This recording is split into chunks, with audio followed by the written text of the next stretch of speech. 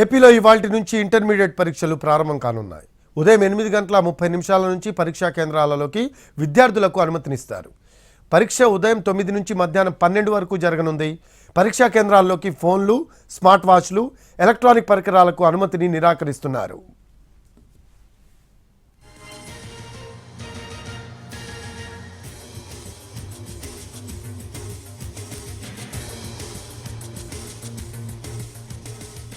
ఏపీలో ఇవాల్టి నుంచి ఇంటర్మీడియట్ పరీక్షలు ప్రారంభం కానున్నాయి.